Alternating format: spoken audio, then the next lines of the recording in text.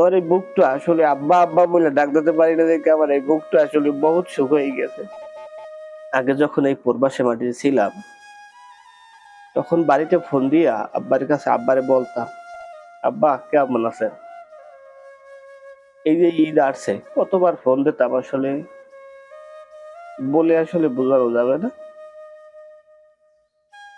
আসলে এই যে আব্বা ডাকটা দিতে পারি না, যেরকম পানি, যেরকম মানুষ না খাইলে যেরকমের বুকটা শুকাই যায়, মুখটা শুকাই যায়, এই আব্বারে যে এত বছর ধরে আব্বা বলে ডাকতে পারি না আসলে, মানে আমার ভিতরটা ওইরকম পানি না খাইলে যেরকম শুকাই যায়, ওইরকম আমার ভিতরটা শুকাই গেছে। আগে যখন এই প্রবাসী বাড়ি থাকিয়া সেহেরির সময় ফোন দিতাম, ইফতারির সময় ফোন দিতাম, ঈদের সময় ফোন দিতাম, প্রতিদিন ৩-৪ বার কথা হইতো, আব্বারে আব্বা বলে ডাক দিতাম। কিন্তু আল্লাহর কি নির্মম পরিহাস আসলে, আমার আব্বা তো আমাদেরকে এতিম করে চলে গেছে। তবে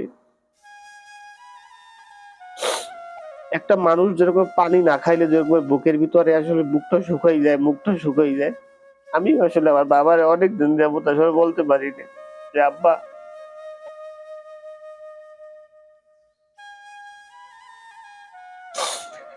বলতে পারি না যে আব্বা তুমি কেমন আছো।